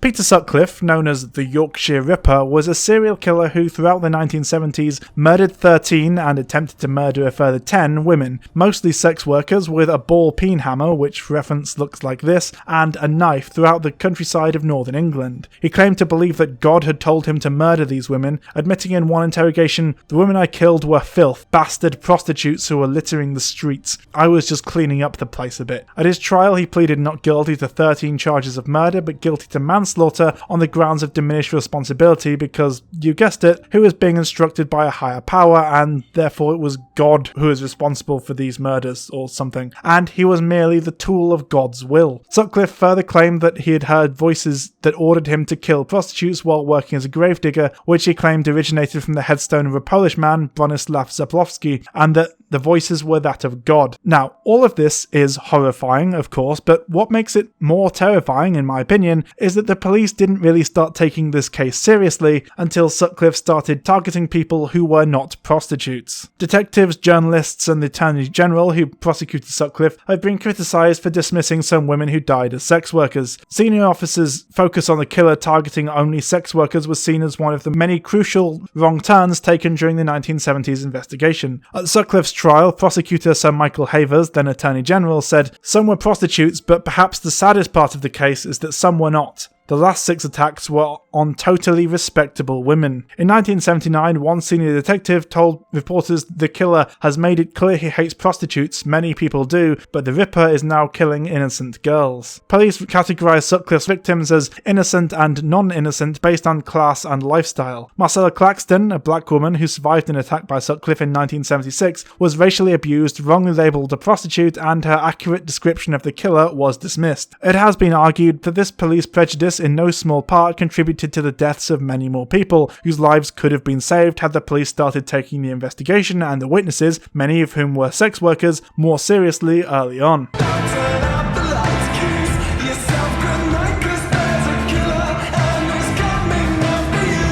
The Zodiac killer, as yet unsolved and unresolved, though he did trend on Twitter recently after some journalists thought they solved the case but their theories have so far yet to be proven, who claimed to have murdered 37 people and famously taunted police and sent various ciphers and coded letters to them during his reign of terror, is described as such based on victim and witness descriptions. A white male, approximately 35 to 45 years old, about 5 foot 10 inches, 180 to 200 pounds, medium heavy build, barrel-chested, medium complexion, light-coloured hair, possibly greying in rear, subject at no time appeared to be in a hurry, walking with a shuffling lope, slightly bent forward. The subject's general appearance, Welsh ancestry. And here is the composite sketch, believed to be relatively accurate for at least some of the eyewitness statements. There's one theory that it was actually 2 people committing murders, with one stopping at some point and a copycat starting up beginning shortly thereafter. However, all of the descriptions of the Zodiac are unanimous in their characterization of him as a chubby middle-aged white dude. So why am I mentioning this? Well, because probably the most astounding part of police bias in this case happened shortly after the Zodiac murdered a taxi driver, and the police, hoping to give chase, mistakenly believed that they were looking for a black man, because of course they did, and allegedly actually passed a man fitting the Zodiac's description, stopping him to ask for directions if he'd seen anything suspicious. The Zodiac later gloated about this in one of his many communications and taunts at the police, saying, "P.S. 2 cops pulled a goof about 3 minutes after I left the cab. I was walking down the hill to the park when this cop car pulled up, and one of them called me over and asked if I saw anyone acting suspicious or strange in the last 5 to 10 minutes. And I said yes, there was this man who was running by waving a gun, and the cops peeled rubber and went around the corner as I directed them, and I disappeared into the park a block and a half away, never to be seen again." The Zodiac went on to kill several more people after this incident.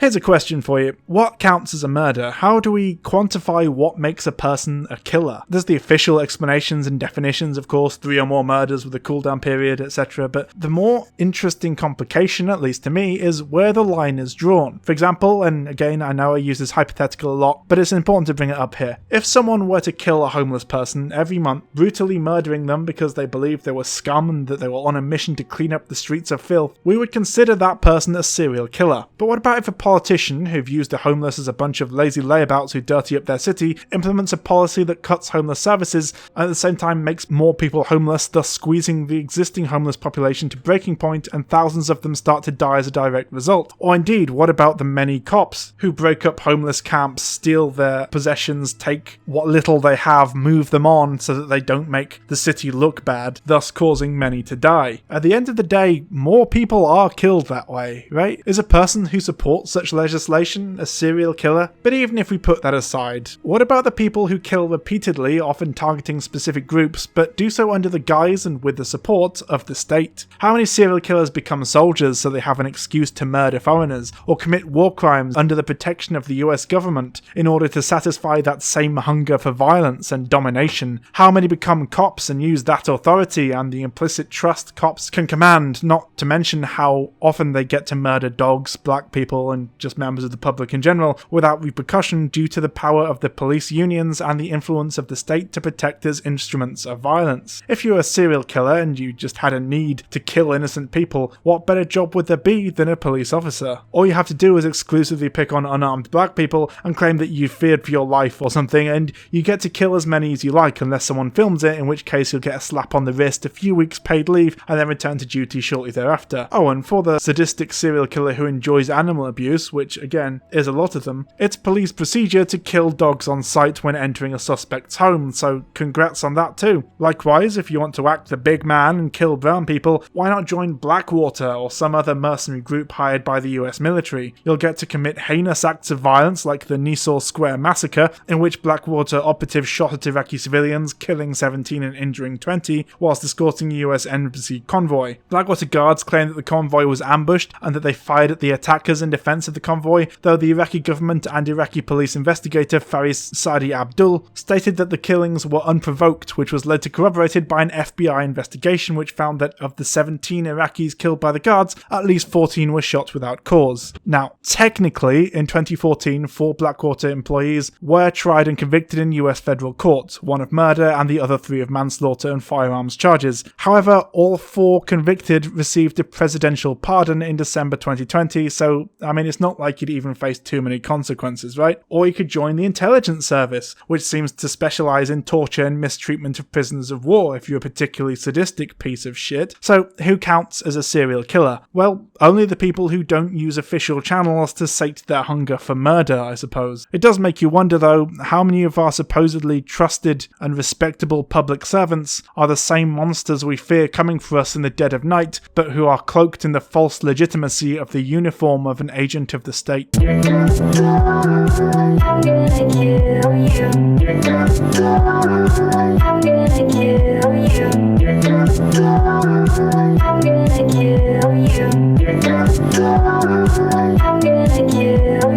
For many serial killers, the primary motive is power and control. Perhaps they feel lost, that their normal life is out of control. They feel like they're dominated or the victim of excessive control in some other aspect of their lives. Whatever the reason, one thing that comes up again and again when we discuss serial killers is this idea of exerting control over others. Ted Bundy had an obsession with control. Unable to control the living women in his life, he killed women and then enjoyed the power he was able to have over them after death, possessing them for a while. In many ways, the serial killer is a narcissist who enjoys exercising power over their victims. Dennis Rader, or BTK, is an example of this, having been observed in a psychological review to have a grandiose sense of self, a belief that he is special and therefore entitled to special treatment, a pathological need for attention and admiration, a preoccupation with maintaining rigid order and structure, and a complete lack of empathy for victims. Indeed, when Rader became a neighbourhood compliance officer, neighbours recalled him as being extremely overzealous and unreasonably strict, as well as taking special pleasure in bullying and harassing single women, using his official position in order to do so legitimately as part of his job. It is hardly surprising then that serial killers will often seek out positions of authority and power in order to facilitate these tendencies, and as a result, perhaps we should be wary of people that do so in general. Let's go through a couple of case studies, shall we?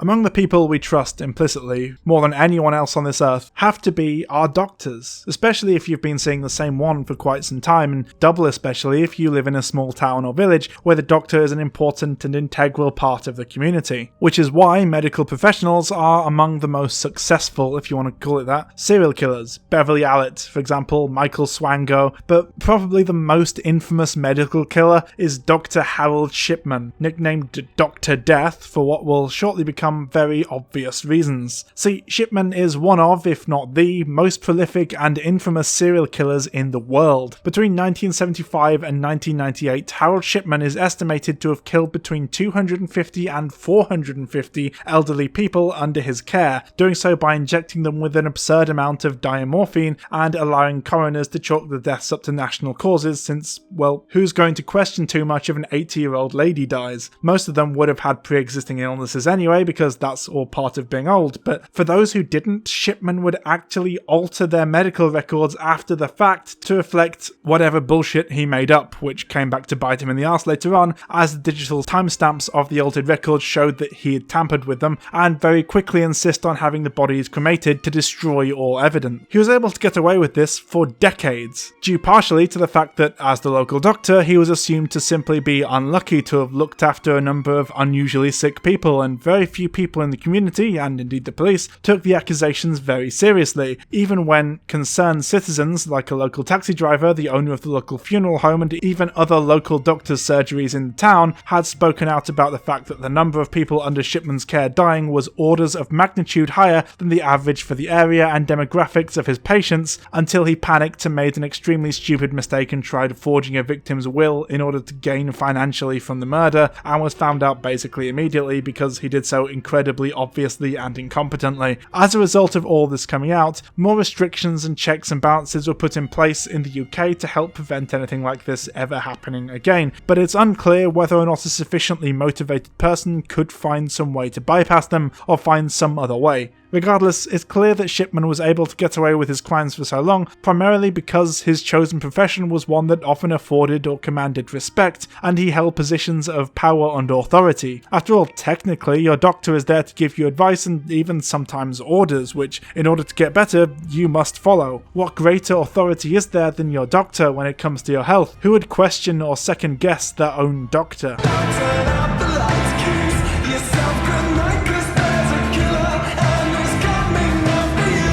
Mikhail Popkov was a Russian cop and serial killer who was able to evade capture for decades, and it is estimated racked up a kill count that reached triple digits, though this is yet to be confirmed. Popkov was a cop, basically meaning that he was not only able to move in circles and areas off limits to most others and immediately command respect, trust and obedience from the public, but also escape suspicion for the most part, since, well, why would an actual cop harm the people he's supposed to protect? How indeed. This was long before the idea of systemic police racism and brutality was all that widely discussed in the media, however, so he was able to essentially fly under the radar, so to speak. Popkov claimed that his reign of terror began after innocently offering a woman a ride one night while he was in uniform, when he suddenly got the urge to kill her while she was in his vehicle and, therefore, unable to resist, did so, getting away with the murder easier than he thought he would, thus spurring him on to more acts of extreme violence. Popkov had access to all types of murder weapons, which he would select and steal from the evidence room at the police station. He utilised knives, hammers and ropes that had been used in other crimes and used them on his victims before cleaning them of his fingerprints and discarding them. He reportedly engaged in sexual acts with the bodies after he murdered his victim. Popkov saw the women as immoral and said it was his mission to cleanse the streets of immoral women, and as a cop he had free license to do so. He would offer his victims drinks at the bars he found them at, and if they accepted, he would offer them a ride. Most of the women accepted. After all, he was an officer of the law and they likely trusted that he was a safe bet and that they would make it home unharmed. We're supposed to trust the police after all, right? Only 3 women who accepted his offer ever did make it home. The scores of others were driven into the woods, dragged out of the vehicle and were beaten, stabbed repeatedly, strangled, struck with blunt objects and sexually assaulted. After killing the women, Popkov would return home to his family as if nothing happened. He would later admit that he lived a double life, attempting to separate the actions of the murderer,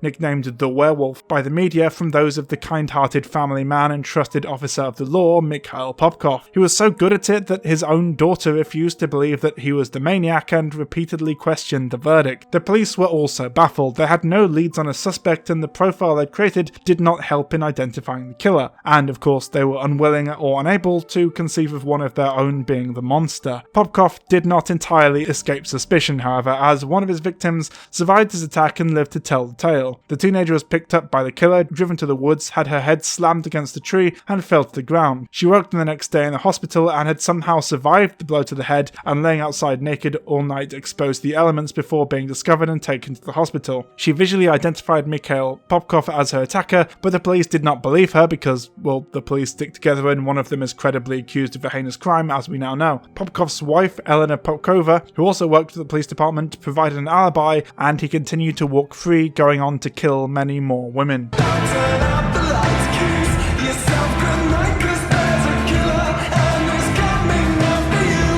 John Wayne Gacy is one of the most infamous serial killers of all time, having killed at least 33 men and boys between 1972 and 1978, burying a majority of them in the crawl space underneath his house. These days he's mostly known for his tendency to dress up as a clown because, well, that is fucking creepy as hell, but in actuality Gacy was a fine upstanding member of society a majority of the time and was far more notable for his work in local business endeavours and social groups than his weird clown shit. Indeed, almost everything Gacy put his mind to, he immediately excelled at, gaining himself as much power and authority as possible very quickly. For example, Gacy graduated from business college, despite having failed to graduate from high school, in 1963 and took a management trainee position with the Nunbush Shoe Company. A year later, the shoe company transferred him to Springfield, Illinois, to work as a salesman and quickly promoted him to manager of his department. During this time, Gacy joined the local JCs, which was essentially a leadership, training and civic organization for focusing on business development,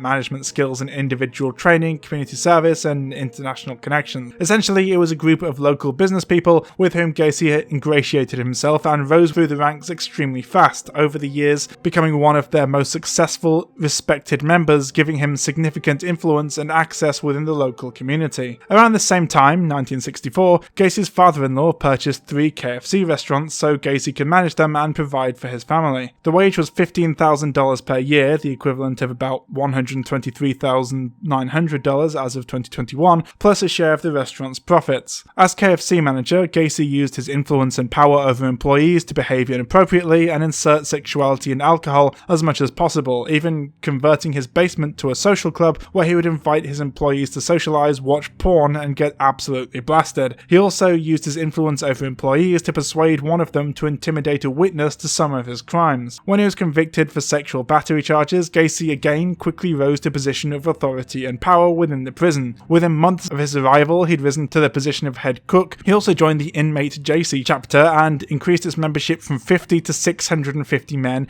in less than 18 months. He took up the mantle of inmate advocate and is known to have secured an increase in the inmates' daily pay in the prison mess hall and to have supervised several projects to improve conditions for inmates in the prison, including overseeing the installation of a miniature golf course in the prison recreation yard. Upon release from prison, Gacy moved to Chicago and set about becoming known in this new city, ensured that he was active in his local community and helpful towards his neighbours, willingly loaned his construction tools and ploughed snow from neighbourhood walks free of charge, and again ingratiated himself with his peers. He would host annual summer parties, each devoted to a particular theme, which were attended by up to 400 people, including politicians and local important figures, again increasing his own influence within the community. In 1971, Gacy established a part-time construction business called PDM Contractors and worked evenings on his construction contracts while working as a cook during the day. This venture turned out to be quite successful and Gacy quit his job as a cook so he could commit fully to his construction business. By 1975, PDM was expanding rapidly, and by 1978, PDM's annual revenue was over $200,000. Much of PDM's workforce consisted of high school students and young men who Gacy would regularly abuse and intimidate, propositioning them for sex or insist on sexual favours in return for acts such as lending his vehicles, financial assistance or promotions. For Gacy, what he craved above all was power, and he sought out positions of authority over others, seemingly mostly in order to abuse it. He sought influence and standing in local communities, even entering politics for a time because it enabled him to continue his reign of terror. I wonder if there's anything we can learn about the nature of power and authority here, and if it says anything about our society. Nah, probably nothing important, right?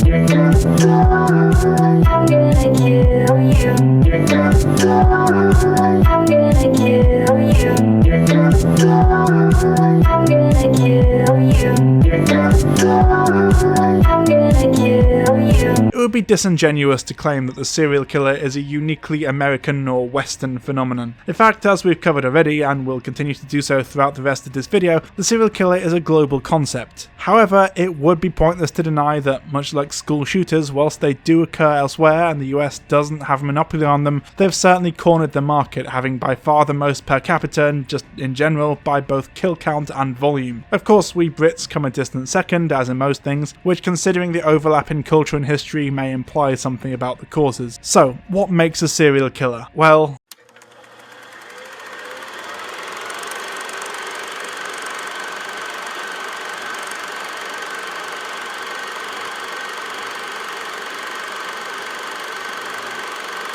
before I begin here, it's important to note that, much like with mental health stuff, being a survivor of childhood abuse doesn't make you a higher risk of being a serial killer, but it can form one of many interconnecting factors that may influence a person's outlook on life and psychology. Indeed, as mentioned earlier, childhood abuse can physically affect the brain in a similar way to a traumatic head injury, and the psychological effects of childhood trauma is unpredictable at the best of times. It's important to remove a child from an area of abuse as quickly as possible, because often the normalization of sexuality, violence, psychological abuse, etc. can severely impede the child's ability to function and grow into a well-adjusted adult. Childhood is often when our most fundamental emotional and psychological development takes place, and anything that goes wrong during this time can severely affect us later in life. There's actually been a lot of studies carried out in this area, so allow me to quote from a couple of them. A landmark study of 50 serial killers found that childhood abuse was more prevalent in lust serial killers. One of the authors of this study, Michael G. Armote, explained, "Our data showed that a much higher percentage of serial killers were abused as children than the population in general. It certainly makes sense that the type of abuse received as a child, physical, sexual, or psychological, could influence a serial killer's behaviour and choice of victim. While it is safe to recognise abuse as a factor contributing to the making of a serial killer, most people who face abuse do not become serial killers. In the study, 32% of all serial killers had no history of abuse. In his book, Serial Killers, Joel Norris describes the cycles of violence as generational. Parents who abuse their children, physically as well as psychologically, instill in them an almost instinctive reliance upon violence as a first resort to any challenge. In another study, serial killers were analysed to understand the variables of childhood mistreatment and sexual aggression towards victims. The researchers found that serial killers treated badly during childhood tended to sexually assault their victims before murdering them. On the other hand, serial killers who did not experience childhood abuse did not display sexually violent behaviour. In a study for the National Institute of Justice, Dr.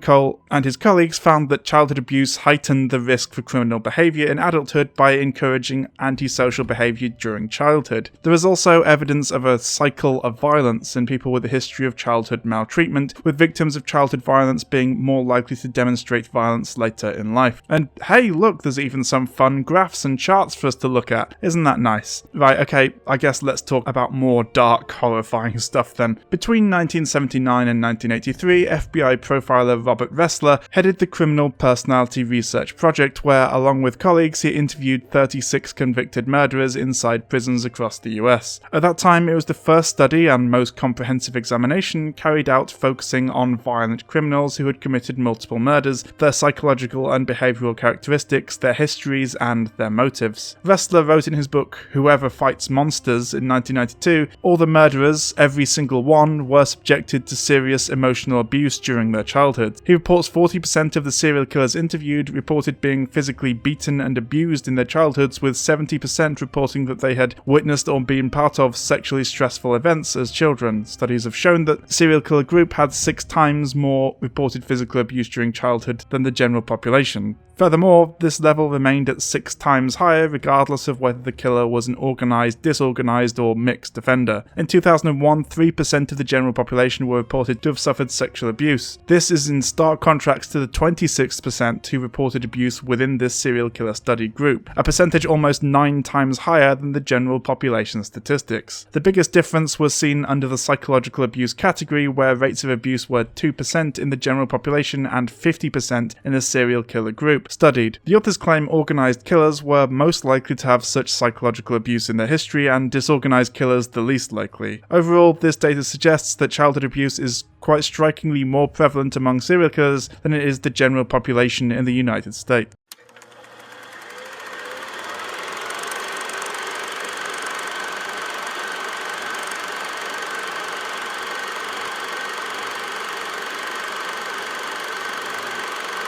What happens to a person when we teach them that everyone else in society is not their neighbour, ally, comrade, and community member, but in fact rivals, people they need to compete with, dominate, and/or exploit for personal gain? When we tell them that there's no such thing as society, only individuals, what happens to a certain kind of mind when they live under a system that constantly enforces a sense of isolation and hyper-individualism and encourages a kind of alienation that rewards a sociopathic or even psychopathic view of one's peers, and especially those deemed beneath them? There is a reason that CEOs are massively overrepresented when it comes to professions of psychopaths, after all. And hey, I'm not blaming capitalism or individualism for creating serial killers necessarily, but it can't really be denied that the US, the most hyper-individualist, pro-capitalist place in the world, just so happens to have most of the world's serial killers, followed by the UK at an extremely distant second. It is also pretty undeniable that many serial killers come from lonely, socially isolated places, often bullied, ostracised, or else distanced from their peers in some other way. In a society that rewards self-reliance and discourages community, that teaches us that your peers are your rivals, that other people, especially those lower down on the social ladder than yourself, are worth less, or worse, are a blight on society and are therefore fair game, and or that no one would really miss them or care, to a certain mind, perhaps one desperate for approval or else angry about the rejection they receive from society, that might seem like encouragement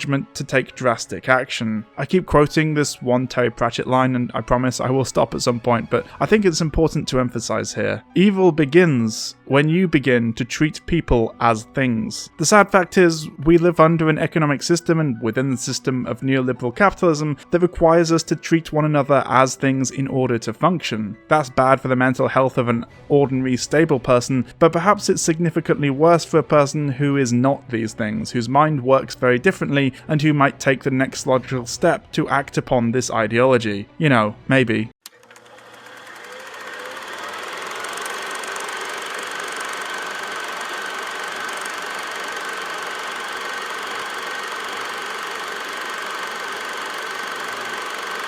Masculinity, as I've noted on a number of occasions, is a prison, or at least the version of it we often experience, and in many ways enforce can be. There are definitely positive kinds of masculinity out there, and I'm not deriding it as a concept or anything, but the version of masculinity that we often refer to as toxic masculinity, that is, traditional cultural masculine norms that can be harmful to men, women, and society overall, requires criticism. This is one of those terms that often gets deliberately misinterpreted by reactionaries online, but contrary to whatever Jordan Peterson reckons it is, the concept of toxic masculinity doesn't condemn men or male attributes in general, but rather acknowledges the harmful effects of conformity to harmful traditionally masculine idealized behaviors, like a desire for dominance, self-reliance, and competition at the expense of the mental health and well-being of the man in question, as well as those around him. Toxic masculinity, therefore, relies upon strict adherence to traditional male gender roles that discourage, stigmatize, and limit the so-called softer emotions boys and men may comfortably express without being perceived as weak or unmanly, while elevating other emotions such as anger and a will to domination. Perhaps the perfect example of this is the recent rise of the alpha versus beta versus sigma male bullshit. Men want to be superior to others, to compete and assert dominance, rather than simply being happy and content with their lives. Indeed, many of the harmful traits we often associate with serial killers can originate from this place of feeling unmanly, inadequate, or in some way not living up to the ideal of hegemonic masculinity that is held up by our culture as an essential goal for all men. After all, physical violence and sexual domination are often viewed as positive traits for men, especially in the media. This is also where a lot of anti-queer sentiment from men comes from, of course. The need to enforce this rigid version of masculinity over others falls short when coming up against people who, by their very nature, outright reject gender norms and expectations orientations, and for someone who finds themselves in a situation where they themselves may be queer, in a society that tells them that queerness is an affront to masculinity, well, that can cause some difficulties. It's actually often a failure to live up to these standards that causes a lot of anger, frustration, and misogyny, which, as it turns out, is where a lot of the motive and pathology of the serial killer also originates. Allow me to provide some examples.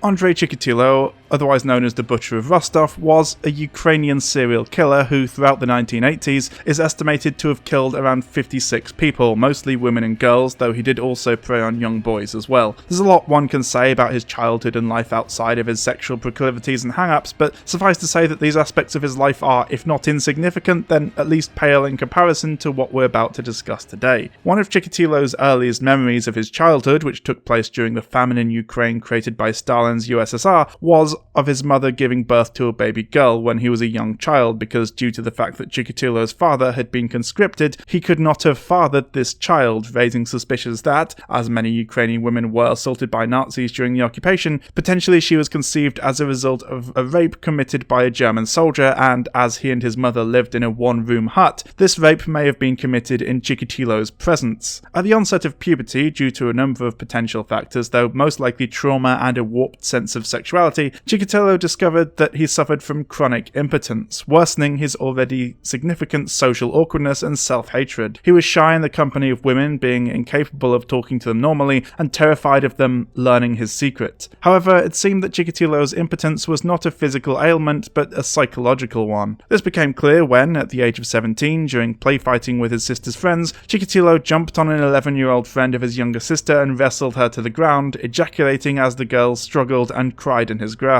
Chikatilo was not impotent. He had just discovered he just was only capable of achieving orgasm and arousal when overpowering and dominating others. For some, this would have perhaps led to an interest in BDSM and bondage type situations, and indeed, kinks are often how we as adults process childhood trauma according to some studies, but sadly, this was not to be the case. In 1955, Chikatilo, now a young adult, formed his first serious relationship with a young girl 2 years his junior. On 3 occasions, the couple attempted intercourse, though on each occasion Chikatilo was unable to sustain an erection, and after 18 months she broke off the relationship. His second relationship with a young divorcee again ended after 3 months and several unsuccessful attempts at intercourse, after which the woman innocently asked her friends for advice as to how Chikatilo might overcome his inability to maintain an erection. As a result, most of his peers discovered his impotence, and in a 1993 interview regarding this incident, Chikatilo stated, "Girls were going behind my back, whispering that I was impotent. I was so ashamed. I tried to hang myself. My mother and some young neighbours pulled me out of the noose. Well, I thought no one else would want such a shamed man, so I had to run away from there, away from my homeland." In 1963, Chikatilo married a young woman named Feodosia Odnacheva, to whom he had been introduced by his younger sister. According to Chikatilo, although he was attracted to Feodosia, his marriage was effectively an arranged one which occurred barely 2 weeks after they had met, in which the decisive roles were played by his sister and her husband. Chikatilo later claimed that his marital sex life was minimal, and that after his wife understood that he was unable to maintain an erection, they agreed that she would conceive by him ejaculating externally and pushing his semen inside her vagina with his fingers. Somehow this worked, and they were able to conceive 2 children this way. In May 1973, Chikatilo, now in employment as a schoolteacher, committed his first known sexual assault upon one of his pupils. In this incident, he, in a local lake, swam towards a 15-year-old girl and groped her breasts and genitals, ejaculating as the girl struggled against his grasp. Months later, Chikatilo sexually assaulted another teenage girl whom he'd locked in his classroom. He was not disciplined for either of these incidents, nor the occasions in which fellow teachers observed Chikatilo fondling himself in the presence of his students. One of Chikatilo's duties at the school was ensuring his students who boarded at the school were present in their dormitories in the evenings. On several occasions, he is known to have entered the girls' dormitory in the hope of seeing them undressed. In response to the increasing number of complaints lodged against him by pupils, pupils, the director of the school summoned Chikatilo to a formal meeting and informed him that he should either resign voluntarily or be fired. Chikatilo left his employment discreetly and found another job as a teacher at a number of other schools over the next few years, though eventually Chikatilo's career as a teacher ended in March 1981 following several complaints of child molestation against pupils of both sexes. In 1978, Chikatilo confirmed his first documented murder. On the evening of the 22nd of December, he lured a 9-year-old girl back to an old shack which he had secretly purchased without even his wife knowing. He attempted to rape her but failed to achieve an erection, and when the girl struggled, he choked her and stabbed her 3 times in the abdomen, ejaculating while stabbing her. Following this murder, Chikatilo was able to achieve sexual arousal and orgasm only through stabbing and slashing women and children to death, and he later claimed that the urge to relive the experience had overwhelmed him. Nonetheless, Chikatilo did stress that initially he had struggled to resist these urges, often cutting short business trips to return home rather than face the temptation to search for a victim, though sadly this didn't last long. Chikatilo's adult female victims were often prostitutes or homeless women whom he would lure to secret areas with promises of alcohol or money. He would typically attempt intercourse with these victims, but he would usually be unable to achieve or maintain an erection, which would send him into a murderous fury, particularly if the woman mocked his impotence. He would achieve orgasm only when he stabbed and slashed the victim to death. Once it became clear that they were dealing with a serial killer, the local Soviet police brought in a psychological profiler from Moscow, unknown of at the time, who produced an extremely accurate report which described the killer as a reclusive man aged between 45 and 50 years old who had endured a painful and isolated childhood and who was incapable of flirting or courtship with women. This individual was well educated, likely to be married and to have fathered children, but was also a sadist who suffered from impotence and could achieve sexual arousal only by seeing his victims suffer. The murders themselves were speculated to have been an analogue to the sexual intercourse he was incapable of performing, and his knife became a substitute for a penis which failed to function normally. In later years, Chikatilo would describe his attacks in intimate detail. He would, he claimed, typically inflict a multitude of knife wounds upon the victim, initially inflicting shallow knife wounds to the chest area before inflicting deeper stab and slash wounds, usually 30 to 50 in total, before proceeding to eviscerate the victim as he writhed on top his or her body until he achieved orgasm. Chikatilo had, he stated, become adept at avoiding the spurts of blood from his victims' bodies as he inflicted the knife wounds and eviscerations upon them, and would regularly sit or squat beside his victims, masturbating until their hearts had stopped beating, adding that the victims' cries, the blood and the agony gave me relaxation and a certain pleasure. This is perhaps an extreme example, but it's pretty standard for serial killers of a certain sort to be loners who have deep-rooted issues with sexuality, shame and insecurity regarding their own performance and or success or lack thereof in matters of sex. Often they feel unable to speak to anyone about this or relate to anyone on a human level regarding sex and sexuality. Sometimes in the absence of intimacy and feeling ashamed and humiliated by their perceived failing, these people can turn to violence, and when their powerlessness and trauma manifests itself in a sexual way, this can be dangerous. This kind of insecurity is often where a lot of domestic violence comes from, a fear of powerlessness and loss of control, as well as a large heap of insecurity, especially when it comes to sex and sexuality. We can also recognize an element of the recent rise in the incel movement. As we mentioned previously, we are taught throughout our lives that sexuality is deviant and shameful, not for discussion in public, that any dysfunction or deviancy is to be shunned, kept secret and best avoided being talked about, but at the same time that violence is often honourable, justified and somehow more socially acceptable to discuss than sex is. Certainly it's more normal to talk about some horrendous violent movie you watched over the weekend than a great porno you found. Perhaps that's something that needs to change.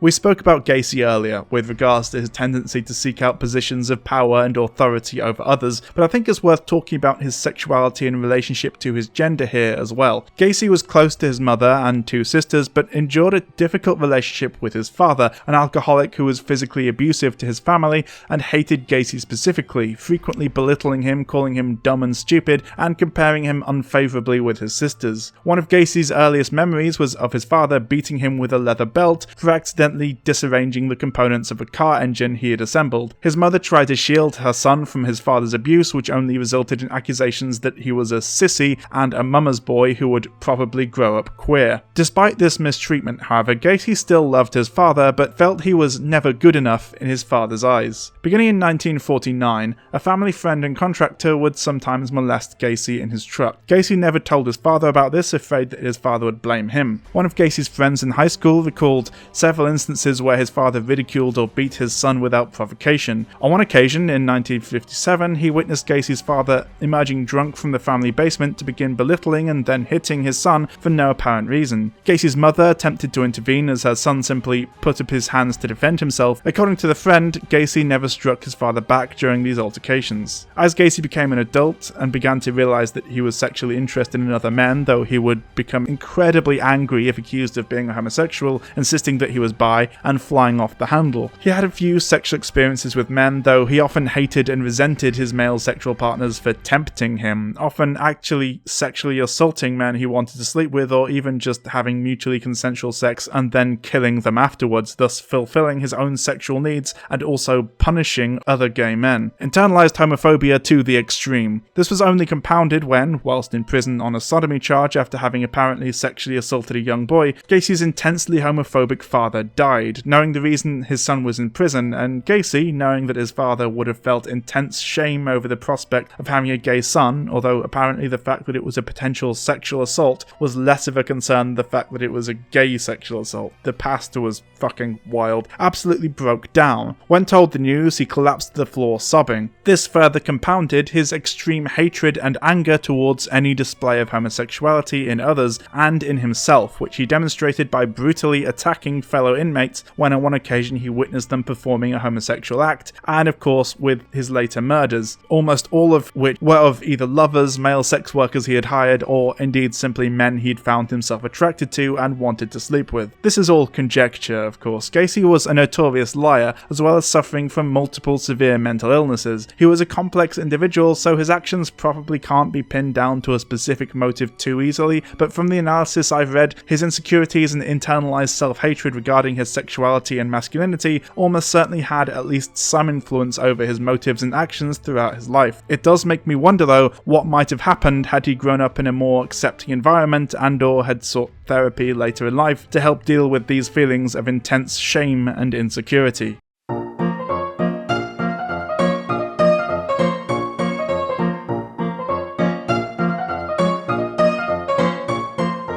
Who creates the serial killer? Well, in a sense, we do. That is, we as a society, as a culture. Regardless, it's definitely worth considering exactly the ways in which we might unintentionally do so, and how we might go about changing society in order to ensure that we mitigate, or at least slow down, the creation of new serial killers in future. It's essential that we learn as much as we can about them, understand them before we act to eradicate them. We must first of all discover what causes them, and look past the exaggerated and unrealistic version of the serial killer pushed by the media and the mythology that's risen up around them. Serial killers, much as we may like to pretend that they're not, are significantly more similar to you and I than they may appear. Try to understand the monster, but do not become enamored with the fictionalized version of them we're taught is the correct interpretation of a real phenomenon. We also need to evaluate the way we view institutions like the police and authority in general. Are the police really doing their jobs to the best of their ability when it comes to the stuff they're apparently supposed to be doing rather than their actual function, i.e. protection of capital and repression of the working class? Every time someone on the left criticizes the police, the immediate response is, well, who are you going to call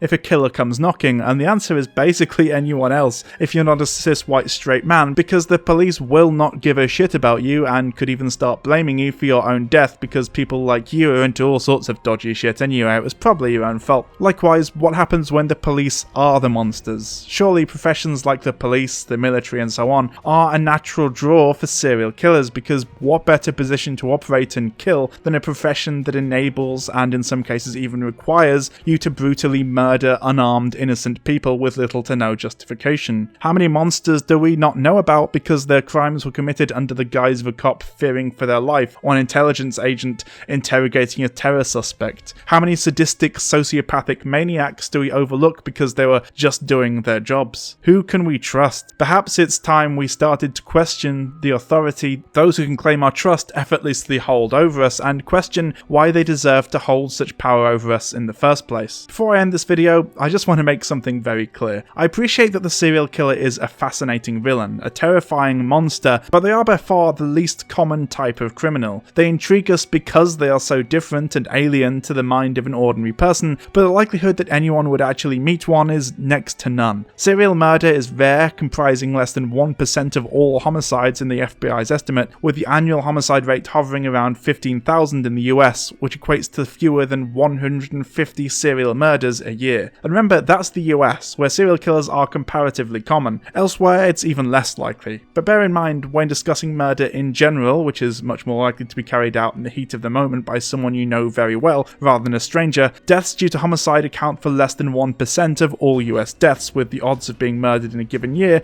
at 1 in 18,989. For comparison, heart disease, the leading cause of death in the US, accounted for 24% of all US deaths, with the odds of dying of heart disease at 1 in 517. So the chances of ever being killed by a serial killer are at the absolute maximum less than 1% of 1%, or 0.01% at best. So nothing to worry about. Probably. Try not to anyway. Sleep tight, friends.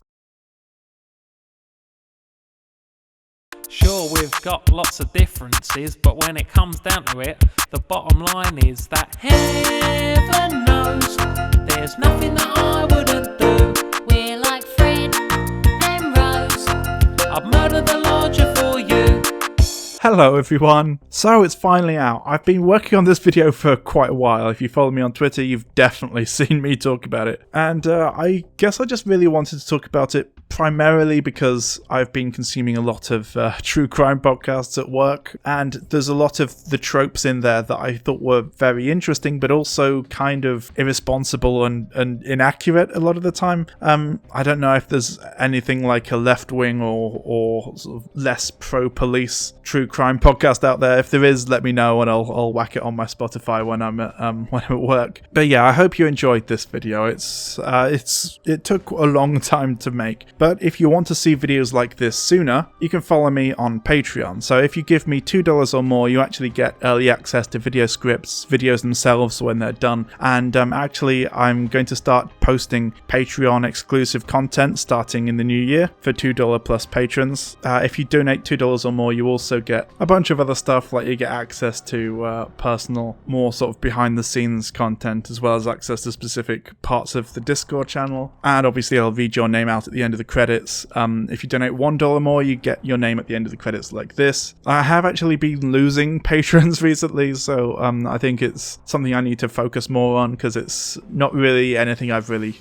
given any thought to in the past. And you know, I get it. I don't expect anyone to give me money, but it is definitely true that I'm probably not offering as much as I could on there, so that's something I'm going to be looking into doing in the near future. Anyway, you know why we're here by now. This is the end of the video, and I get to thank my patrons who helped to fund this video. So I'd love to thank all the people on screen at the moment who sent me more than $1, and I would especially like to thank Elise the Mighty She-Beast, Aride, Chris Ragnacci. Next we have Brian, Oogity Boogity, Stacey Solano, The Bulk, Tom Newport, Susie M, Felix Sanguis, Nanza Kambe, and Oft Wears Hats. Thanks so much for watching, everyone. I know this was a very long one. I'll see you again in the next one. Bye!